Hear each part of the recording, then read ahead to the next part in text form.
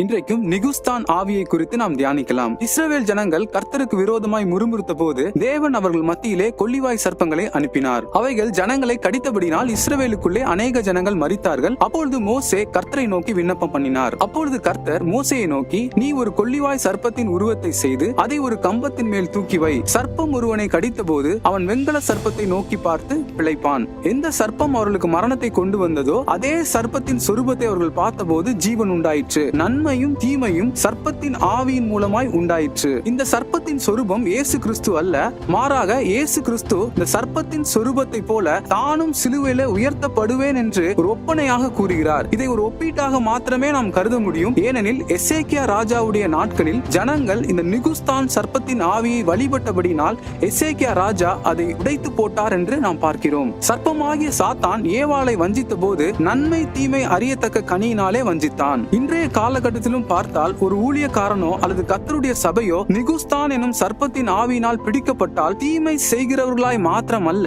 நன்மையும் தீமையும் செய்கிறவர்களாய் இருப்பார்கள். உதாரணமாக, ஊழியக்காரன் கர்த்தருடைய வார்த்தையை பிரசங்கிப்பான், அற்புத அடையாளங்களை செய்வான், தீர்க்க தரிசனம் உரைப்பான். ஆனாலும் அவனே பண ஆசை உள்ளவனாக, உலக ஆசைகள் உள்ளவனாக, மாம்ச இச்சை நிறைந்தவனாக இருப்பான். இதை ஆங்கிலத்திலே டூயல் ஸ்பிரிட் என்று குறிப்பிடுவார்கள். இதற்கு இரட்டை ஆவியின் தன்மை என்று பொருள்படும். இந்த நிகுஸ்தான் ஆவியை தான் அப்போஸ்தலனாகிய பவுல் 2 கொரிந்தியர் புஸ்தகம் 11ஆம் அதிகாரம் 14வது வசனத்திலே ஒளியின் தூதனுடைய ஆவி என்று குறிப்பிடுகிறார். இந்த ஒளியின் தூதனுடைய ஆவி 99.99% பரிசுத்த ஆவியானவரை போலவே செயல்படும். ஆனால் இது ஒரு வஞ்சகத்தின் ஆவி.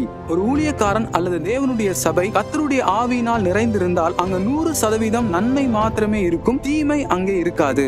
தேவன் ஒளியா இருக்கிறார், அவரிடத்தில் எவ்வளவேனும் இருள் இல்லை என்று 1 யோவான் புஸ்தகம் 1ஆம் அதிகாரம் 5ஆம் வசனத்திலே நாம் வாசிக்கிறோம். நல்ல மரம் கெட்ட கனிகளை கொடுக்க மாட்டாது, கெட்ட மரம் நல்ல கனிகளை கொடுக்காது, மரமானது அது கனியினாலே அறியப்படும் என்று மத்தேயு சுவிசேஷம் 7ஆம் அதிகாரம் 18-20 வசனத்திலே நாம் வாசிக்கலாம்.